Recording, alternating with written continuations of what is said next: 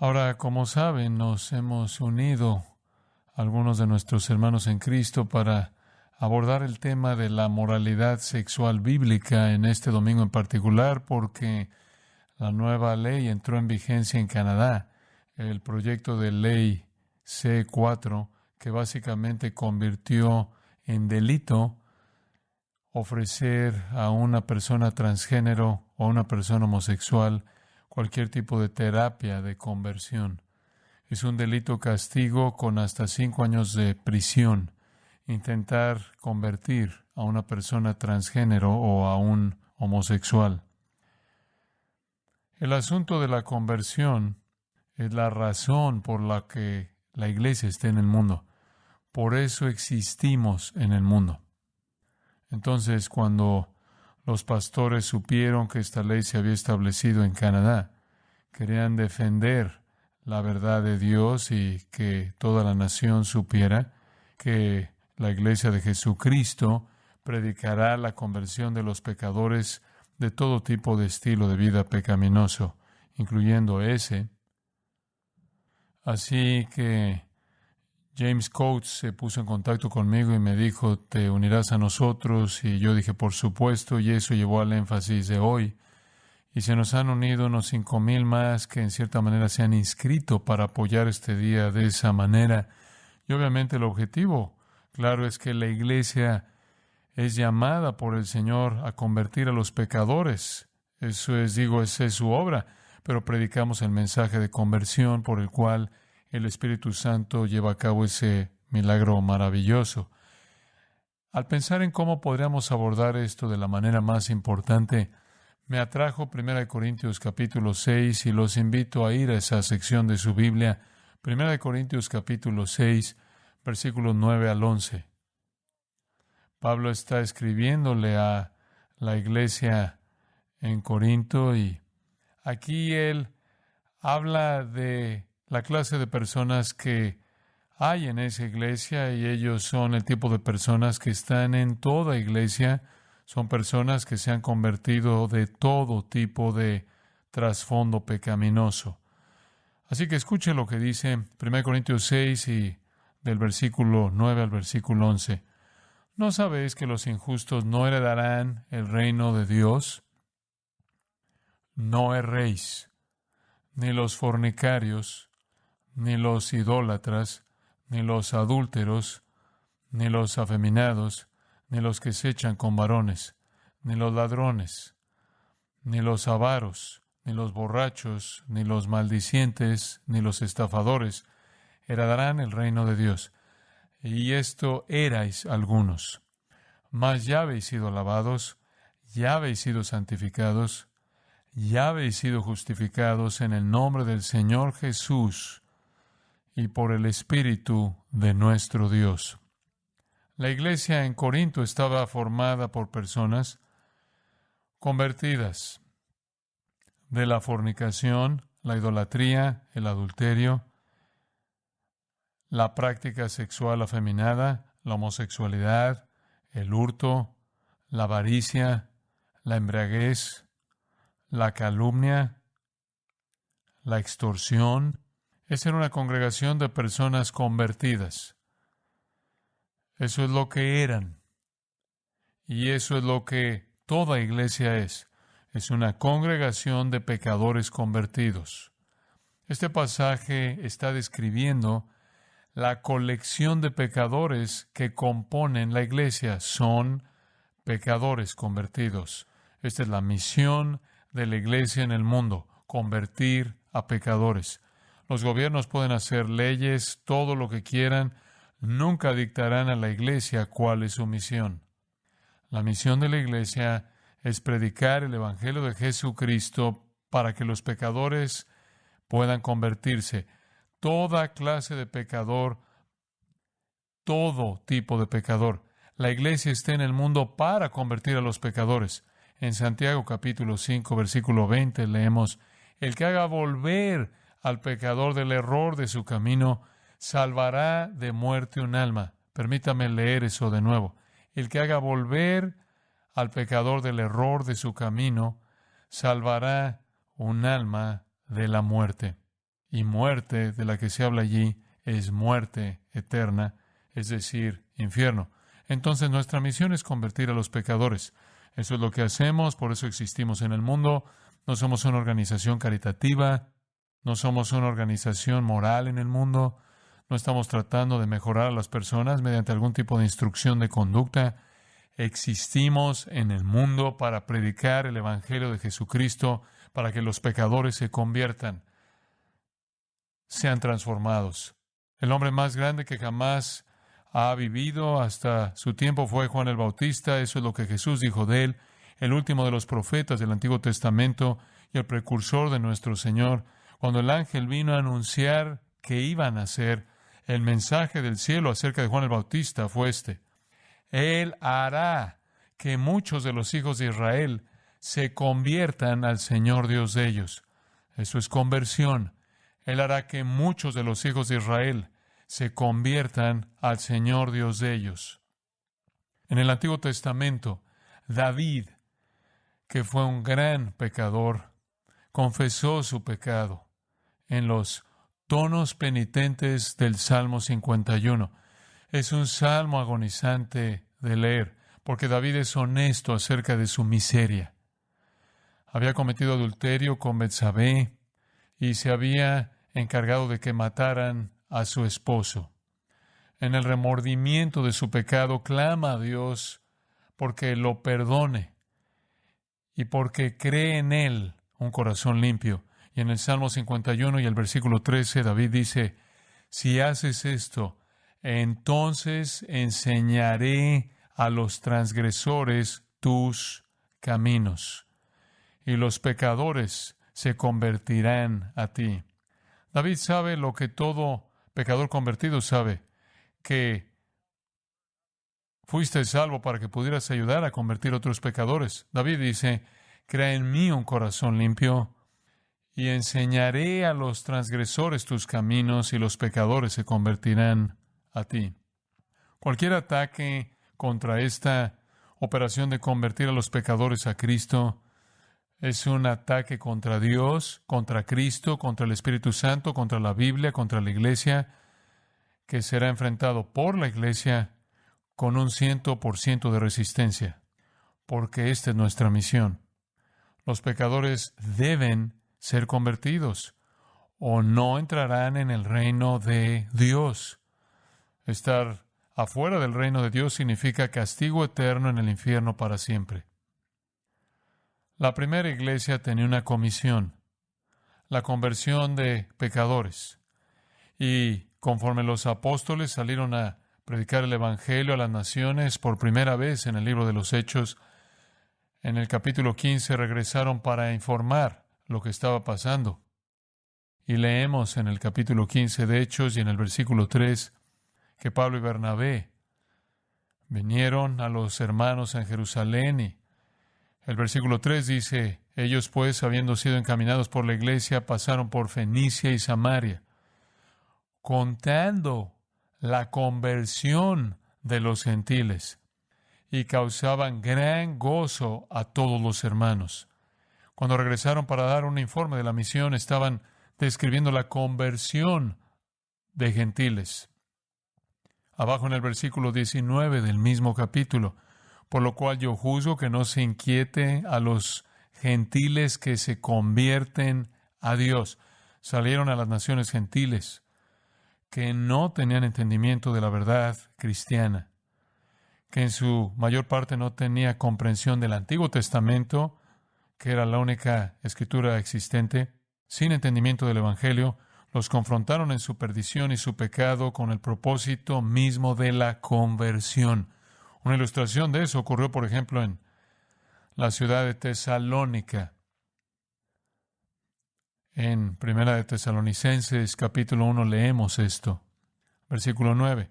Porque ellos mismos cuentan de nosotros la manera en que nos recibisteis, es decir, con la gente de Tesalónica, y cómo os convertisteis de los ídolos a Dios, para servir al Dios vivo y verdadero, y esperar de los cielos a su Hijo, al cual resucitó de los muertos, a Jesús, quien nos libra de la ira venidera. Pablo fue a Tesalónica, predicó el Evangelio, se volvieron a Dios de los ídolos y así fueron rescatados de la condenación y la ira eternas. Eso es lo que la iglesia hace en el mundo. Lamentablemente, hay tanta confusión sobre el propósito de la iglesia porque tantas iglesias son iglesias falsas, son fraudulentas, no se apegan a la misión. A muchas de ellas no parece importarles. Hay muchas iglesias que están ordenando a personas que necesitan convertirse antes de que sean ordenadas. Para ilustrar la realidad de la conversión, regresamos a nuestro texto de 1 Corintios capítulo 6 y Pablo nos da instrucciones muy claras. De hecho, es tan claro que es casi obvio. Y esa es la razón por la que comienza diciendo en el versículo 9, ¿no sabéis que los injustos no heredarán el reino de Dios? Hay una cierta cantidad de incredulidad en eso. No pensaría ni por un momento que alguien sería lo suficientemente tonto como para asumir que las personas injustas estarían en el reino de Dios. Quien es recto, quien es santo, ¿eres tan tonto que ni siquiera sabes eso? El reino de Dios no pertenece a los que son injustos. Y si usted es impío, no tiene parte en el reino de Dios. Esa es una verdad fundamental que no se puede contradecir. Ahora, ¿qué queremos decir por el reino de Dios? Nos referimos a la esfera de salvación donde Cristo gobierna sobre aquellos que han sido redimidos por la obra de Cristo en la cruz. El reino de Dios se compone de los convertidos, no de los inconversos. Los inconversos pertenecen al reino de Satanás, el reino de las tinieblas. Los injustos simplemente se refiere a los inconversos, los impíos. Luego Pablo dice, no erréis, que no lo engañen. Mucha gente está engañada acerca de lo que es el reino de Dios y quién está en él. No sean engañados. Les voy a decir quiénes no están en el reino.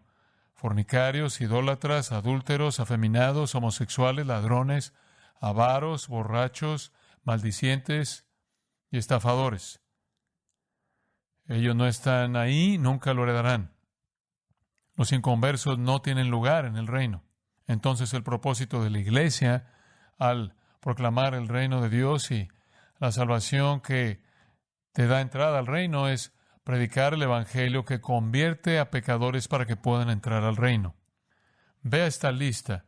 Es una lista representativa, podría agregar otras categorías de pecados, pero comienza con los fornicarios. Eso es porneia, de donde obtenemos la palabra pornografía. Eso es simplemente inmoralidad general de cualquier tipo. No están en el reino. Los idólatras no están en el reino porque están adorando a algo más que no es Dios o a algo que no es Dios. Eso es religión falsa. Los adúlteros no están en el reino. Adulterio significa la violación de los códigos maritales, las promesas maritales, los pactos maritales, la violación de los votos matrimoniales. No están en el reino. Los ladrones no están en el reino. Los avaros o los codiciosos no están en el reino. Los borrachos no están en el reino. Los injuriadores o calumniadores no están en el reino. Y estafadores o extorsionadores, engañadores, criminales, etcétera, no están en el reino.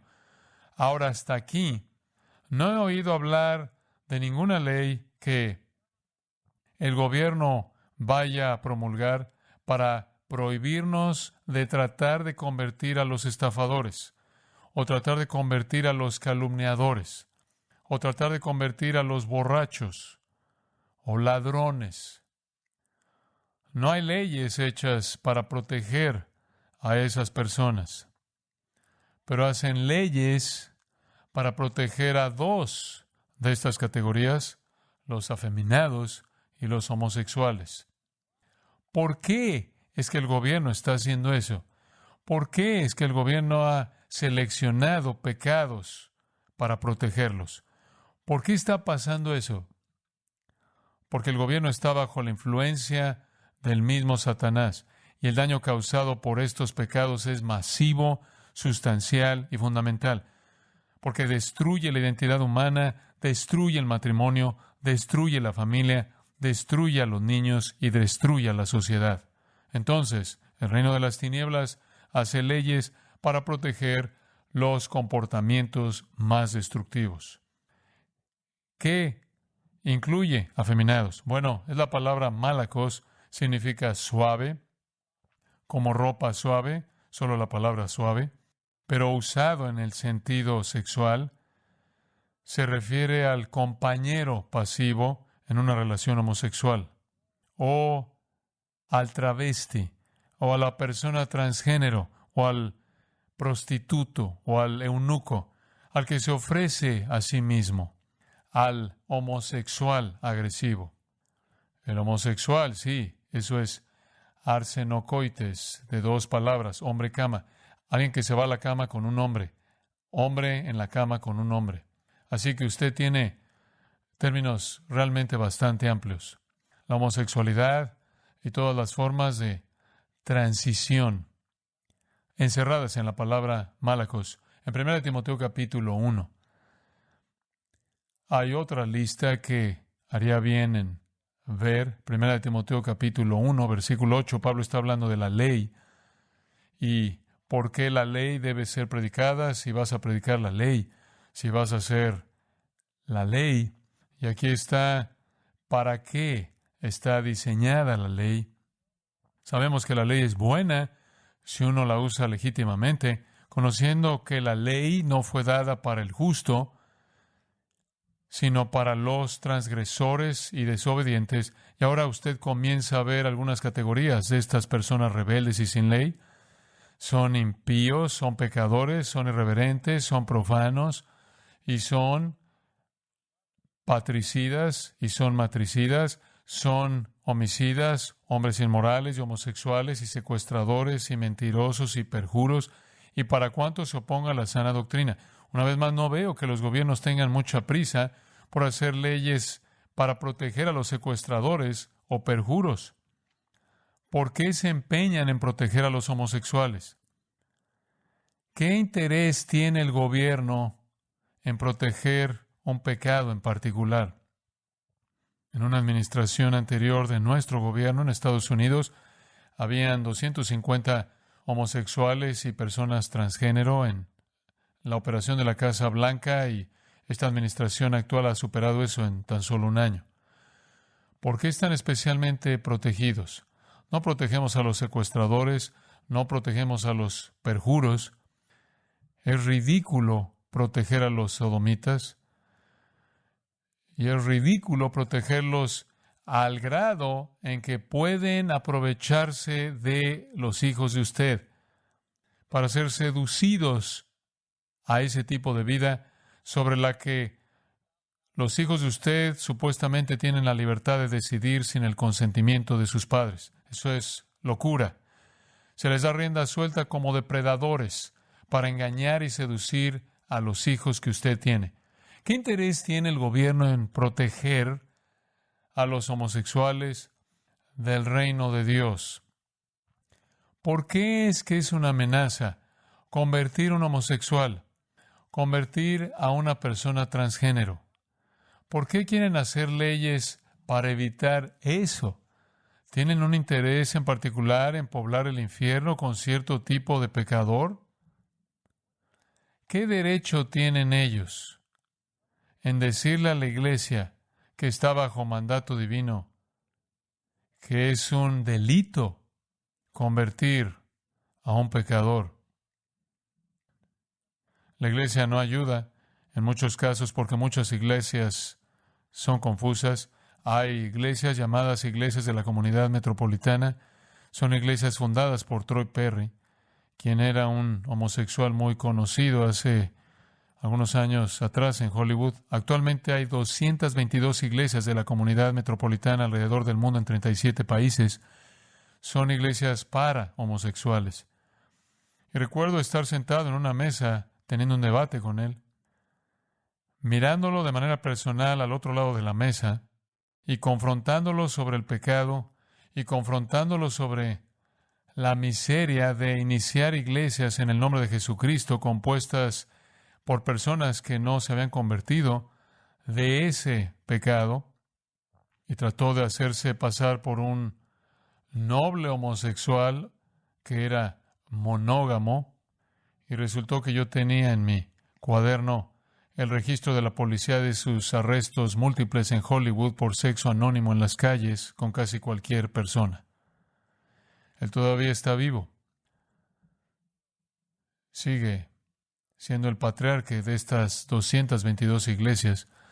Y para mostrarle cómo piensa esta sociedad acerca de Troy Perry, que está ocupado en asegurarse de que los homosexuales y las personas transgéneros sean engañados y permanezcan en el camino al infierno, para mostrarle cómo piensa esta cultura acerca de él, en junio de 2021, él fue honrado con el premio de mérito de por vida por los Dodgers de Los Ángeles.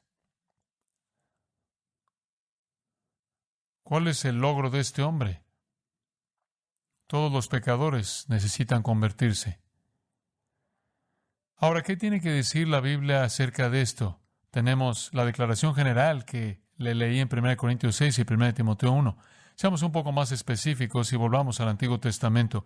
Primero hablemos del tema transgénero. Regrese a Deuteronomio capítulo 22. Deuteronomio capítulo 22 y versículo 5. Dios está estableciendo la ley para la vida en la tierra prometida. Y el versículo 5 dice, Deuteronomio 22, 5, no vestirá la mujer traje de hombre, ni el hombre vestirá ropa de mujer, porque abominación es a Jehová tu Dios cualquiera que esto hace. Abominación es una palabra muy fuerte. Detestable sería un sinónimo. Es detestable para Dios. Cualquier travesti, transexual, transgénero, es una abominación para Dios. Capítulo 23, versículo 1. Dios dijo, no entrará en la congregación de Jehová el que tenga magullados los testículos o amputado su miembro viril. Mire, tener este tipo de cirugías no es nada nuevo. Nada nuevo. Se llevaba a cabo en el paganismo todo el tiempo. Las personas que hacían esto en ese entonces no se llamaban transgénero, se llamaban eunucos. En la antigüedad las personas eran castradas para sus dioses, para convertirse en prostitutas del templo. Prostitutas masculinas. Algunas naciones lo hacían a la edad de 10 años o incluso antes. La gente estaba tan profundamente metida en el paganismo y la perversión que literalmente ofrecían a sus hijos, a sus dioses, como prostitutos emasculados para ser violados por los, entre comillas, adoradores masculinos. Cualquiera que estuviera en esa condición, dice, no entrará en la asamblea del Señor. Usted no puede estar con el pueblo de Dios. Eso es fuerte. ¿Había alguna esperanza? ¿Qué pasaría si hacía eso y usted volvía en sí y usted quería cambiar? ¿Qué pasa si lo sentía? ¿Había alguna manera de regresar a Dios? Vaya a Isaías 56. Isaías 56. Y veremos el versículo 3. Y el extranjero que sigue a Jehová no hable diciendo, me apartará totalmente Jehová de su pueblo. Ni diga el eunuco, aquí yo soy árbol seco. Esta es una buena palabra. Esto es alentador. Dios habla y dice, no, el extranjero, el extraño que se une al Señor, Él es acepto. Él no tiene que decir ciertamente el Señor me separará de su pueblo. El Señor aceptará a ese extraño, a ese no israelita, a ese pagano. Bueno, ¿y qué hay acerca del eunuco? Que no diga, he aquí yo soy árbol seco. No es el final. ¿Es este el fin, que no tengo vida? ¿Soy solo un árbol muerto? ¿Soy tan bueno como muerto? No, no dejes que el eunuco diga eso. Versículo 4. Porque así dijo Jehová a los eunucos que guarden mis días de reposo y escojan lo que yo quiero y abracen mi pacto. En otras palabras, a los eunucos que vienen al Dios verdadero, a ellos yo les daré lugar en mi casa y dentro de mis muros, y nombre mejor que el de hijos e hijas. Nombre perpetuo les daré, que nunca perecerá. Hay un juego de palabras. Hay esperanza para un eunuco. Hay esperanza para un prostituto. Hay esperanza para alguien que se haya sometido a una cirugía de transición de género. Hay esperanza para aquellos que eligen agradar al Dios verdadero, que se aferran a su pacto. Él no solo los aceptará en los márgenes, sino que yo les daré lugar en mi casa y dentro de mis muros un monumento. En otras palabras, me acordaré de ustedes, los anotaré como parte de la familia en la casa. Y ustedes tendrán un nombre mejor que el de hijos e hijas, porque no solo nacieron, fueron adoptados y tendrán un nombre eterno. Y lo mismo es cierto para el extranjero en el versículo 6, que llega a amar el nombre del Señor.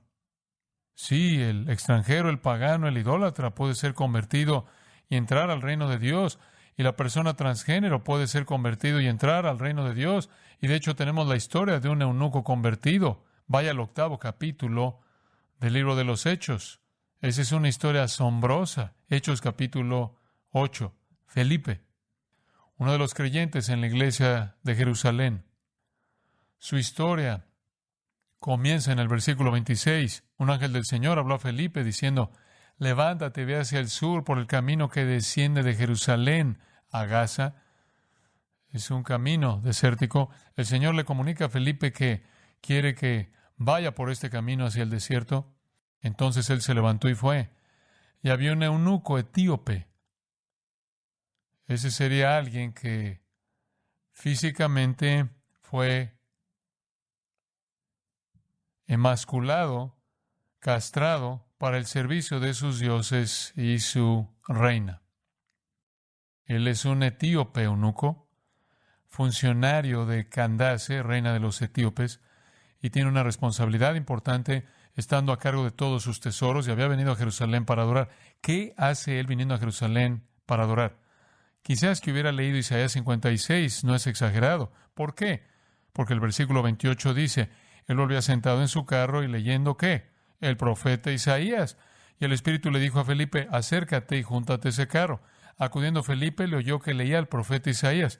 Él ha leído que no hay razón para aceptar que tu vida ha terminado y eres un árbol muerto para siempre. Y él va camino a Jerusalén, porque eso está asociado con el Dios de Isaías. Y también él está leyendo más de Isaías. Él está leyendo la parte acerca del Hijo de Dios. Y Felipe le dice: ¿entiendes lo que lees? Y él dijo: bueno, ¿y cómo podré si alguno no me enseñare? Y rogó a Felipe que subiese y se sentara con él. El pasaje de la Escritura que leía era Isaías 53. Como oveja a la muerte fue llevado, y como cordero mudo delante del que lo trasquila, así no abrió su boca. Y lee acerca de este cordero, este sacrificio que es traspasado por nuestras transgresiones. Y el eunuco le dice a Felipe, versículo 34, ¿de quién está hablando? ¿Quién es este? Y Felipe, abriendo su boca y comenzando desde esta escritura, le predicó a Jesús. ¡Qué maravilloso momento! Un árbol seco, un pagano sin esperanza. Y descubre que Dios, el Dios de los israelitas, lo aceptará. Y él ha sido estigmatizado toda su vida. Él es un adulto, ha estado presente por un tiempo, no habría tenido la responsabilidad que tuvo. Él no puede revertir físicamente lo que se hizo. Él lleva el estigma. Su conciencia es torturante. Él encuentra que el Dios de Isaías le va a dar la bienvenida en la familia y le dará un nombre conmemorativo, lo cual significa que lo convertirá en un ocupante permanente del hogar y le dará vida eterna. Y ahora descubre que el acceso a todo eso es a través de Jesús. Así que Felipe abrió su boca en el versículo 35 y comenzando desde esta escritura de Isaías 53, le predicó a Jesús. Me encanta ese momento. Y yendo por el camino, llegaron a cierta agua y dijo el eunuco, aquí hay agua. ¿Qué impide que yo sea bautizado? Entonces, adivine qué. Felipe le habló del bautismo. Por cierto, eso era parte del mensaje del Evangelio. Arrepentíos, creed y sean bautizados. Y entonces dice, aquí hay agua. ¿Qué impide que yo sea bautizado? Felipe dijo, si crees de todo corazón, bien puedes. Y respondiendo dijo, creo que Jesucristo es el Hijo de Dios. ¡Qué momento tan maravilloso! Y mandó parar el carro y descendieron ambos al agua. ¿Escucharon eso, presbiterianos? Ellos descendieron al agua. Felipe y el eunuco y lo bautizó y lo sumergió. Cuando subieron del agua, el Espíritu del Señor arrebató a Felipe y el eunuco no le vio más y siguió ¿qué? Gozoso su camino. Esto es lo que hacemos. Ofrecemos a las personas devastadas el Evangelio de la conversión a través de la fe en Cristo que les trae gozo. Eso es lo que hacemos. Esa es una ilustración viviente de la promesa que Isaías dio en ese capítulo 56. Entonces, el Antiguo Testamento fue claro sobre el pecado de cualquier tipo de cirugía de transición, cualquier tipo de ropa de transición, cualquier cosa que confundiera su identidad sexual. Y fue una abominación a Dios, detestable. Y usted no podía ser parte de la asamblea del pueblo de Dios. Oh, a menos que usted viniera al Dios verdadero con un corazón de fe, como este hombre lo hizo en el camino a Gaza. Ahora, ¿qué dice el Antiguo Testamento acerca de la homosexualidad? Regresemos a Levítico 18. Vimos la parte transgénero, pero ¿qué hay acerca de la homosexualidad en sí? Regrese a Levítico 18. Y de nuevo, la palabra de Dios es clara. Versículo 22. Levítico 18, 22. No te echarás con varón como con mujer, es abominación. Eso no es confuso. Eso es tan claro como puede ser. De hecho, está justo al lado de otra abominación. El versículo 23. Ni con ningún animal tendrás ayuntamiento, amancillándote con él, ni mujer alguna se pondrá delante de animal para ayuntarse con él. Es perversión.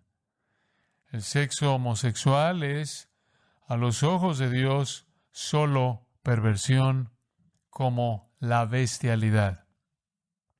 Versículo 24, entonces, de Levítico 18, en ninguna de estas cosas os amancillaréis. Y aquí hay algo de historia. Pues en todas estas cosas se han corrompido las naciones que yo he hecho de delante de vosotros. Todas las naciones que están a su alrededor están metidas en la bestialidad y la homosexualidad. Todas están metidas en esto. Y así es como se contaminaron. Y la tierra fue contaminada. Y yo visité su maldad sobre ella, y la tierra vomitó sus moradores. Israel va a la tierra de Canaán. Y surge la pregunta, ¿por qué Dios permitió que Israel se apoderara de la tierra de Canaán? Porque Dios estaba castigando a la gente que estaba en Canaán por este tipo de comportamiento. El juicio de Dios había venido sobre ellos. Parte de ese juicio fue Israel, su pueblo, tomando posesión de la tierra que ellos habían profanado. La tierra fue contaminada y yo visité su maldad sobre ella y la tierra vomitó sus moradores. Y luego Dios le dice a Israel, guardad, pues, vosotros mis estatutos y mis ordenanzas, y no hagáis ninguna de estas abominaciones, ni el natural, ni el extranjero que mora entre vosotros. No debes permitir la bestialidad, no debes permitir la homosexualidad en absoluto. Y él les recuerda en el versículo 27, porque todas estas abominaciones hicieron los hombres de aquella tierra que fueron antes de vosotros, y la tierra fue contaminada. Entre paréntesis, y luego en el versículo 28, no sea que la tierra os vomite por haberla contaminado, como vomitó a la nación que la habitó antes de vosotros. Miren, van a tener exactamente el mismo problema si se comportan exactamente de esa manera que pasó a las naciones anteriores, les va a pasar a ustedes. Versículo 29, porque cualquiera que hiciere alguna de todas estas abominaciones, las personas que las hicieren serán cortadas de entre su pueblo. Pena capital. Pena capital. ¿Por qué? Versículo 30. Guardad pues mi ordenanza o mi mandato, no haciendo las costumbres abominables que practicaron antes de vosotros, y no os contaminéis en ellas. Yo, Jehová vuestro Dios. Y luego en el capítulo 19, versículo 2, santos seréis, porque santo soy yo, Jehová. Y luego él dice en el versículo 3, yo, Jehová vuestro Dios. Y el versículo 4, yo, Jehová vuestro Dios. Y el versículo 10, yo, Jehová vuestro Dios. No pueden tratarme de esa manera, o terminarán como todos los demás antes de ustedes. Es una abominación. Y él repite a lo largo del siguiente capítulo, yo, Jehová vuestro Dios, yo soy Jehová vuestro Dios. Me están insultando si hacen estas cosas. Y por cierto, en el capítulo 20 y versículo 13, tenemos la pena por ese comportamiento de la homosexualidad. Si alguno se ayuntare con varón como con mujer, abominación hicieron, ambos han de ser muertos. Pena capital por homosexualidad, tan destructivo, tan devastador para la identidad personal, el diseño de Dios, la familia, la sociedad. La vida homosexual es algo que contamina, siempre trae la ira divina. Ustedes no escaparán, no podrán, y la pena es la muerte. Esa es la protección de Dios para su pueblo del daño que se le hace a una sociedad por el comportamiento homosexual. Dios representó esto de una manera bastante dramática en Génesis. Volvamos a Génesis. Usted sabe que en el principio Dios creó un hombre y una mujer, ¿verdad? Un hombre y una mujer los unió, el matrimonio entre un hombre y una mujer para toda la vida. Ese era el diseño de Dios. Luego vino la caída, y tan pronto como llegó la caída, comenzamos a ver la corrupción del matrimonio en el capítulo 12 de Génesis. Para el capítulo 19, al final del capítulo 19, versículo 36, usted tiene incesto. Para el capítulo 34, versículo 2, usted tiene violación. Para el capítulo 38 de Génesis, usted tiene la prostitución. Entonces, la corrupción del comportamiento sexual viene en todas sus formas, y ni siquiera usted ha salido del libro de Génesis. Y la homosexualidad también es vista. Pase al capítulo 19. Esta es una de las escenas más horrendas de toda la Biblia. Génesis 19. Es una historia que solo necesita leerse para entenderse. Llegaron, pues, los dos ángeles a Sodoma. Llegaron los dos ángeles a Sodoma a la caída de la tarde, y Lot estaba sentado a la puerta de Sodoma. Y viéndolos, Lot se levantó a recibirlos y se inclinó hacia el suelo. Obviamente sabía que eran visitas celestiales en algún tipo de forma física, como hombres. Y dijo, ahora, mis señores, os ruego que vengáis a casa de vuestro siervo, y os hospedéis y lavaréis vuestros pies, y por la mañana os levantaréis y seguiréis vuestro camino. Y ellos respondieron, no, que en la calle nos quedaremos esta noche. Y esto inmediatamente aterrorizó a Lot, porque él conocía su ciudad. Versículo 3, mas él porfió con ellos mucho. No pueden quedarse afuera. Y fueron con él y entraron en su casa. Y les hizo banquete y coció panes sin levadura y comieron. Pero antes que se acostasen, antes de que pudieran acostarse para pasar la noche, rodearon la casa los hombres de la ciudad, los varones de Sodoma, todo el pueblo junto, desde el más joven hasta el más viejo. Una turba, una multitud. Y llamaron a Lot y le dijeron: ¿Dónde están los varones que vinieron a ti esta noche? Sácalos para que los conozcamos. Quieren violar al ángel, a los dos ángeles. Así de perversos eran. Y Lot, horrorizado, salió a ellos a la puerta y cerró la puerta tras sí y dijo: Os ruego, hermanos míos, que no hagáis tal maldad. Ustedes no saben lo que están haciendo. Este será el final de todo. Sé cómo se siente Dios acerca de la homosexualidad. Ustedes no pueden hacer esto. Ustedes no tienen ni idea de lo que están haciendo. Estos son ángeles. Y aquí él dice en el versículo 8, este es un giro extraño. He aquí ahora yo tengo 2 hijas que no han conocido varón. Os las sacaré fuera, y haced de ellas como bien os pareciere. Solamente que a estos varones no hagáis nada, pues que vinieron a la sombra de mi tejado. Esto es algo tan extraño para un padre. Pero él entendió el juicio que vendría sobre esa casa en base a la homosexualidad sería mucho mayor que el juicio que caería si sus hijas tuvieran una relación con esos hombres. Y puede que se haya cubierto un poco, sabiendo que eran homosexuales, quizás esperaba que ellos rechazaran a las hijas, pero él sabía que Dios odiaba la homosexualidad.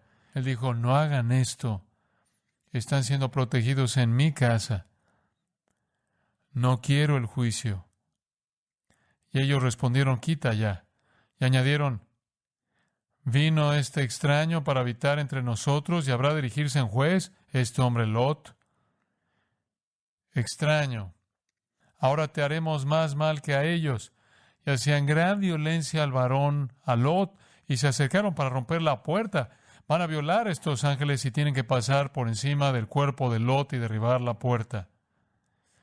Entonces los varones alargaron la mano y metieron a Lot en casa con ellos y cerraron la puerta. Los ángeles los salvaron y azotaron la puerta.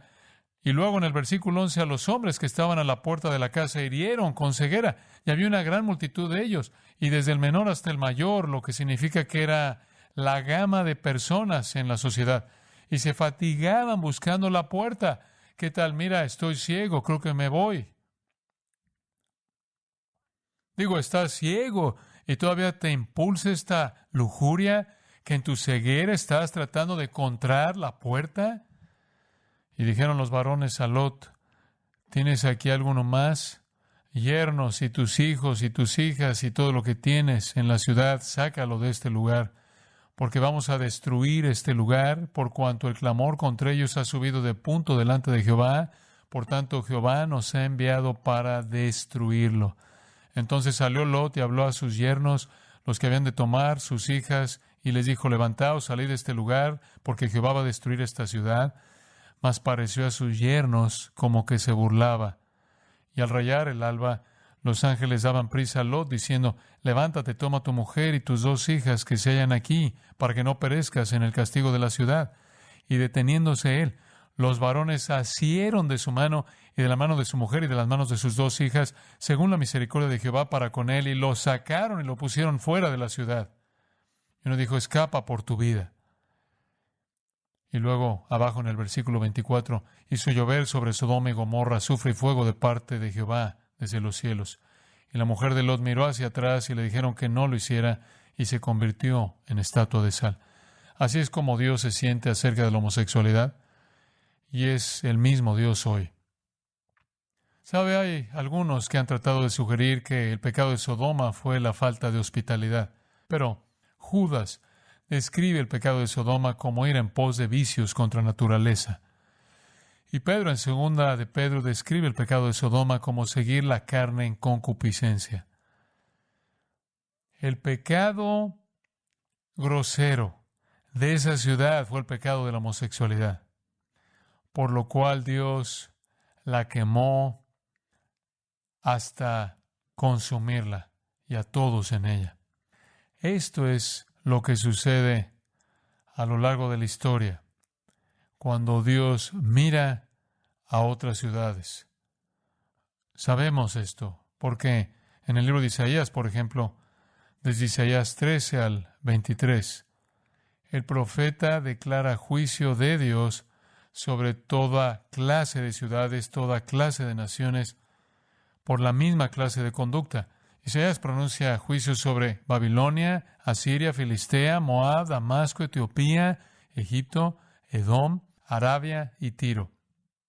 En Jeremías 46 al 57, el profeta Jeremías recibe la palabra del Señor acerca de las naciones que iban a ser juzgadas: Egipto, Filistea, Moab, Amón, Damasco, Cedar, Azor, Elam y Babilonia. En Ezequiel 25 al 33, Dios pronuncia juicio sobre Amón, Moab, Edom, Filistea, Tiro, Egipto y Asiria. A lo largo de la historia, Dios destruye a las naciones que se comportan en violación de su ley. Creo que la mayoría de nosotros entendemos que Dios castiga a los pecadores individualmente, pero Él también castiga a las naciones, y hay una historia larga de ese castigo nacional establecido en las Escrituras. Incluso en el Nuevo Testamento, Jesús pronunció condenación sobre ciudades, Corazín, Betsaida. Tristemente, Isaías también tuvo que pronunciar juicio sobre Israel. Ve a Isaías 3. Me voy a tomar un poco de tiempo, no mucho más. Pero en Isaías 3, esto es muy poderoso. Resulta que Dios le advirtió a Israel que no rechazara su palabra, que no condujera su vida como lo hacían las naciones paganas.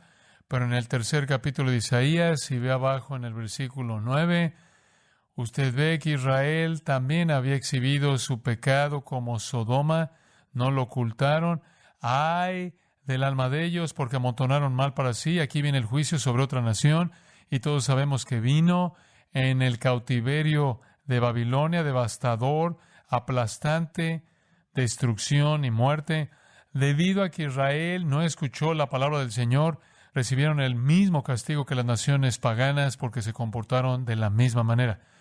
Pero quiero que vea una imagen de cómo empezó a verse esto. Al final del capítulo 2, el versículo 22 dice: dejaos del hombre cuyo aliento está en su nariz, porque ¿de qué es él estimado? Dejen de confiar en el hombre.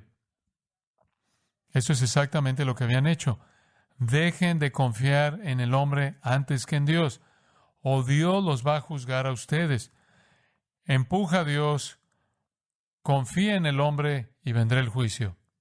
Y el versículo 1 declara: porque aquí que el Señor, Jehová de los ejércitos, quita de Jerusalén y de Judá. Así es como se ve el juicio. Dios quitará al sustentador y al fuerte, todo sustento de pan y todo socorro de agua. El juicio comienza con Dios atacándolos al nivel de provisión y protección. De repente, no pueden obtener lo que siempre pudieron obtener. Las cosas que alguna vez estuvieron disponibles no están disponibles. Todo se reduce a las necesidades mismas de la vida. Eso empieza a desaparecer. Y luego, en los versículos 2 y 3, Dios quita a todos los que tienen valor, a todos los que podrían ayudar. El valiente, versículo 2, eso es literalmente el héroe. Y el hombre de guerra, ese es el hombre de guerra, el gran genio militar, el líder, el protector, el juez, el profeta, el adivino. Eso significa el hombre de sabiduría, el anciano que tiene la historia y la experiencia. Y el colapso de todos estos líderes, la desaparición de todos aquellos que tienen valor, y se filtra hasta incluso los capitanes de 50.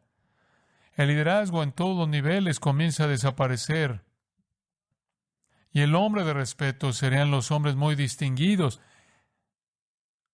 Y el consejero, el artífice excelente y el hábil orador.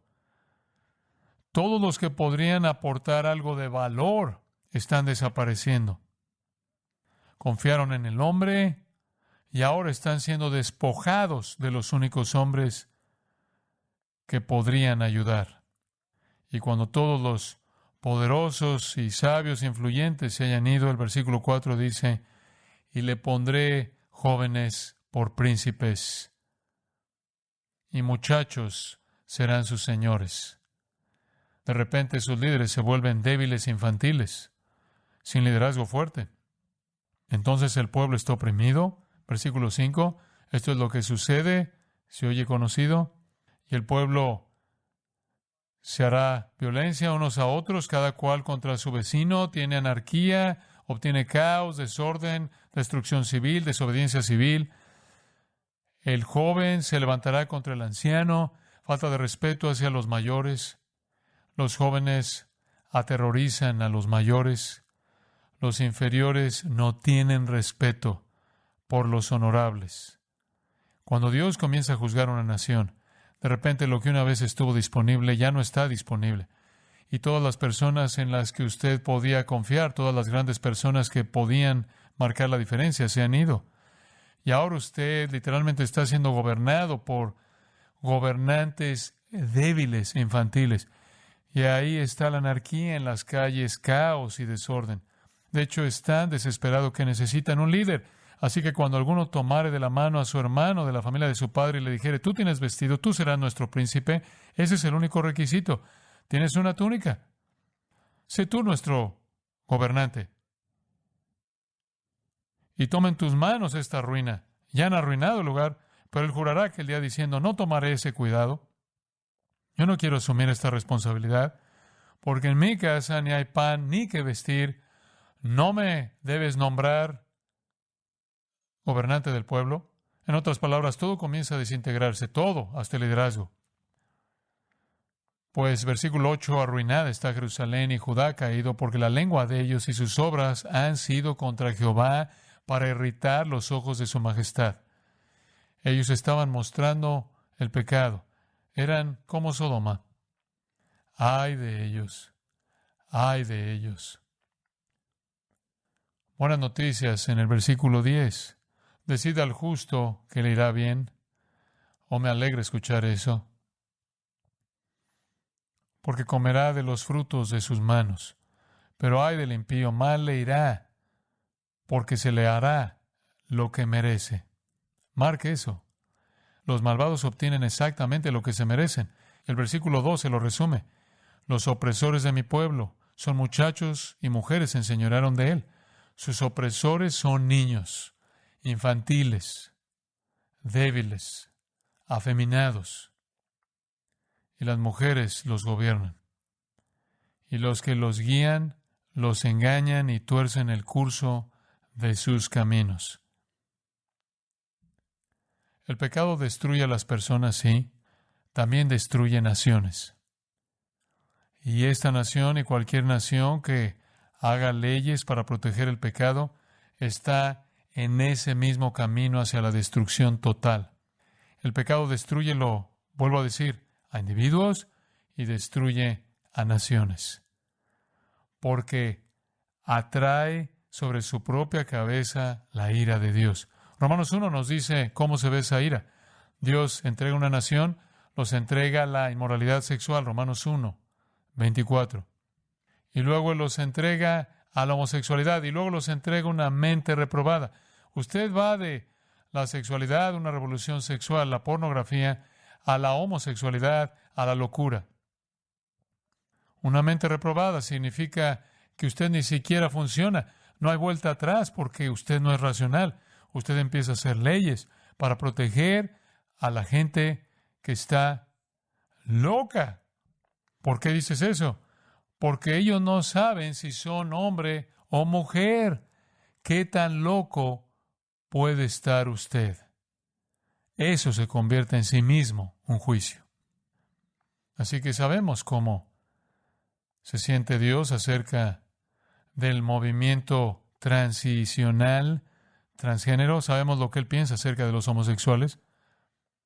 ¿Hay alguna esperanza? Regresemos a 1 Corintios 6 y vamos a terminar. 1 Corintios 6. Estas son las buenas noticias, versículo 11. Esto erais algunos. ¿Son buenas noticias esas? Así eran algunos de ustedes. Allí mismo en la iglesia de Corinto, aquí mismo en Grace Community Church. Conozco personalmente a personas que han sido convertidas de cada una de estas categorías. En esta iglesia he estado aquí medio siglo, lo he visto todo, y esa es nuestra misión. Y la gente me ha preguntado a lo largo de los años, ¿por qué no te vas de California? Porque aquí es donde la gente necesita ser convertida. Algunos de ustedes, dice él, todos ustedes en realidad estaban fuera del reino de Dios, alejados, sin esperanza, hijos del infierno, hijos de ira.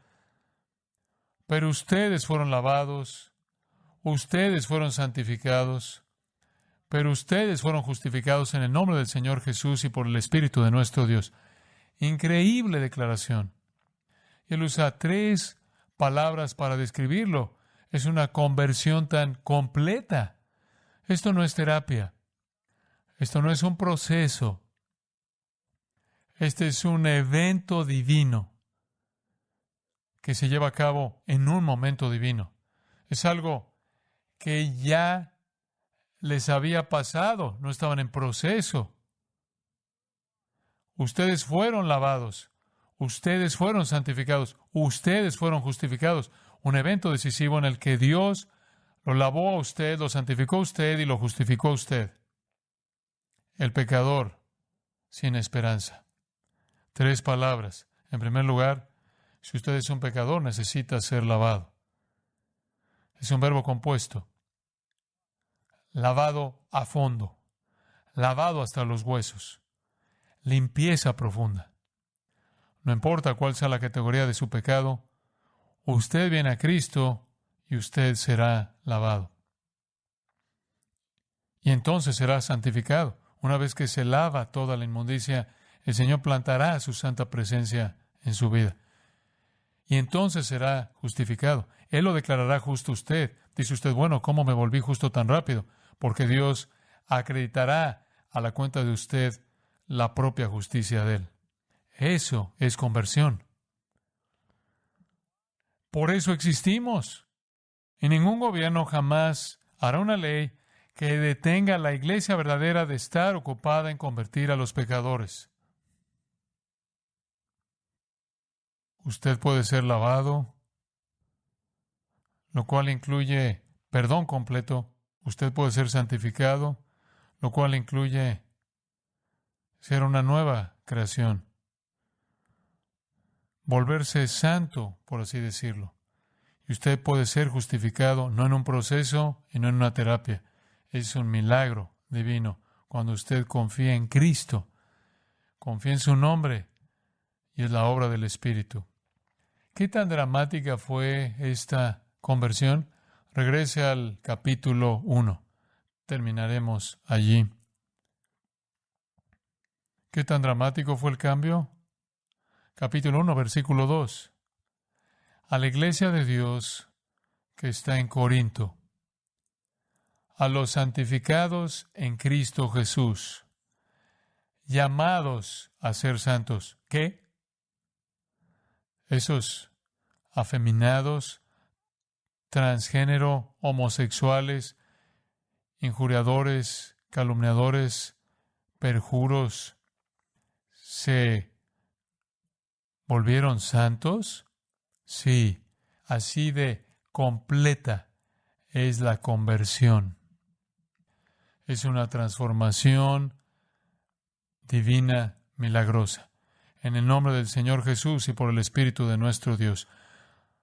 Cualquiera sea cual sea la categoría de pecado de usted, Cristo puede convertirlo a usted en un santo, lavando toda la inmundicia, dándole a usted una vida totalmente nueva y santa, y cubriéndolo usted con la justicia misma de Él. eterna y perfecta. Ese es el mensaje del Evangelio. Fue hace algunos años atrás que leí el Salmo 107, como lo hice esta mañana, en un servicio aquí. Y simplemente lo leí y resultó que había un caballero sentado aquí atrás en esa área. Y me dijo esto después. Cuando yo leí eso, él estaba tan emocionado por lo que escuchó, y cuando leí la parte sobre cómo Dios te guiará por un camino derecho, su nombre era Robert Lagerstrom, fue uno de los líderes del desfile del orgullo gay de Hollywood. Le habían dicho que se estaba muriendo de SIDA. Él no quería morir, estaba aterrado. Les dijo a algunos de sus amigos homosexuales en Hollywood: ¿a dónde puedo ir? Tengo miedo de morir. ¿A dónde puedo ir? Le dijeron: ve a Grace Community Church. Esa es la verdad. Él dijo: vine a Grace Church mi primer domingo, me senté allí, y tú leíste el Salmo 107, y tú leíste que Dios podía romper las barras de hierro y las puertas de bronce y liberarme. Y cuando yo te escuché leer eso, lo único que quería hacer era correr hacia ti, y tú simplemente seguías hablando. Y después la gente cantó, y después recogiste una ofrenda, y después seguiste hablando. Y finalmente dijiste amén. Y vine volando al cuarto de oración.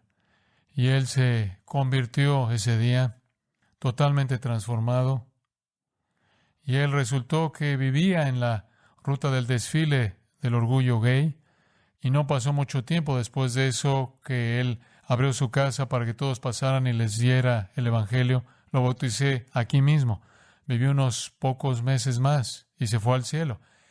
Para eso existe la iglesia, para que pecadores puedan ser convertidos y entren en el reino de los cielos.